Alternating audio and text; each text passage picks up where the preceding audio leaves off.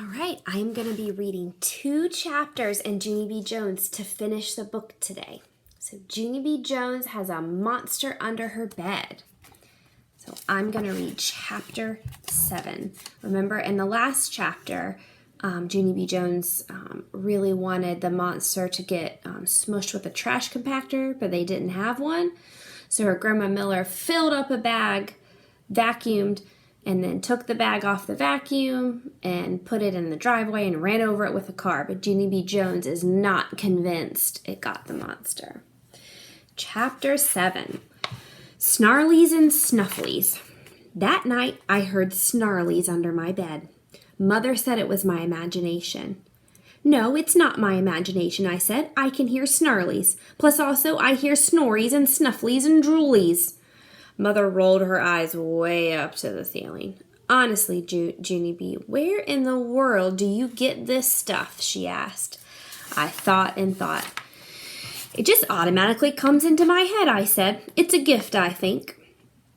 After that, I begged to sleep in her bed, but Mother said no. Then Daddy said no to us. You have to trust us, Junie B., he said. We would never let anything hurt you. There's nothing in your room to be afraid of. And so that's how come I had to sleep in my own bed for the whole entire night. Plus also, I had to sleep there the next night, and the next night, and the next one after that. That was a night when the worstest thing of all happened. 'Cause I accidentally slept too much, and the monster must have crawled on my bed, 'cause in the morning there was drool on my pillow. I think it was Junie B. Jones's drool. I screamed very loud when I felt it. Help! Help! There's drool! I told you. This would happen. I told you the monster would come. I ran in Mother and Daddy's room and showed them my pillow. Mother holded her head. There's Junie B. bright and early in her Mother and Daddy's room.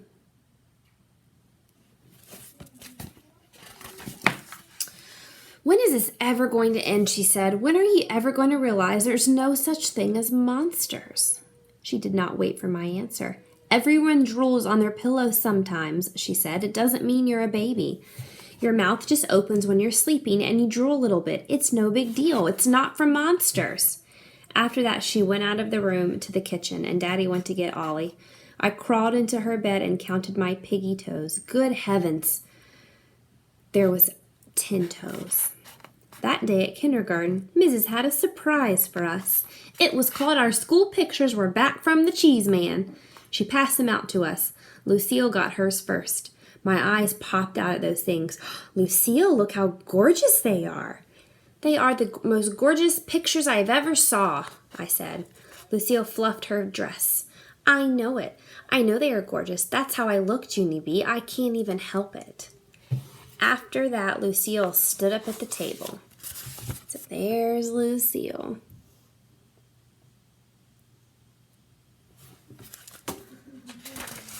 And she held up her pictures for everyone to see.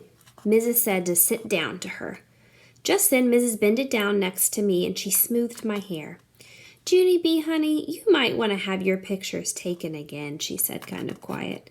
Then she handed me my envelope real secret so nobody could see. I sneaked a peek at those things. My stomach felt sickish inside.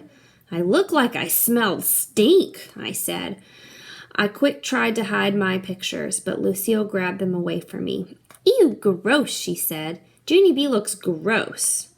I tried to grab them back from her. Was that nice of Lucille to say that? I don't think so. So there's Lucille looking at Junie B.'s pictures, and there's Junie B. trying to get him back.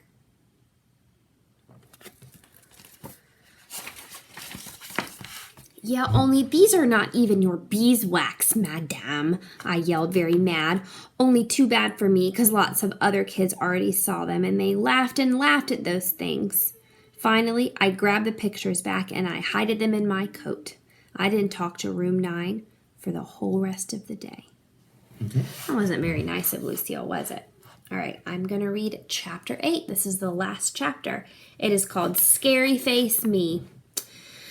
After I got home from school, I sat on my bed and I looked at my pictures. I hate these ugly things, I said, very furious. These are the ugliest, dumbest pictures I've ever saw.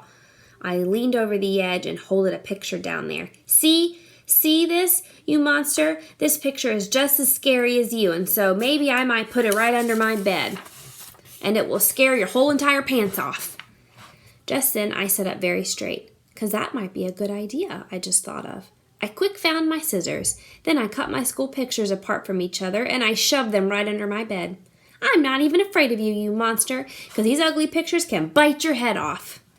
Just then, I heard Mother come home from work. Mother, Mother, my pictures came! My pictures came! I hollered, very thrilled. She hurried up to my room. I pointed under my bed. See them, Mother? See my school pictures? I spread them out under there. Mother looked curious at me. She bent it down and picked up a picture, her mouth at a gasp. Oh my, she whispered. I clapped and clapped. I know they are oh my. That is why I put them under my bed. Get it, Mother? Get it? Now my scary face will be down there all the time until the monster already got scared away, I bet. All of a sudden, Mother started to laugh. Then I started to laugh too. Plus, here's another happy thing. Because this morning, there was no more drool on my pillow. Only, I'm not that worried, because it was from Raggedy Ruth, I bet. Or else maybe it was from Philip Johnny Bob. Or maybe it was even from me. But that doesn't mean I'm a baby. Because everybody drools on their pillow once in a while. My very own mother told me that, and she would not even lie to me, probably. So here is a picture of Junie B and her mom laughing. So, we know that there are no such thing as monsters, especially ones that live under your bed. That does not even exist. But I thought it was pretty funny how Junie B came up with something so clever to hide the pictures under her bed that she thought maybe would scare the monsters. All right, that's the end of the book. And next week, we will be reading Junie B. Jones is Not a Crook.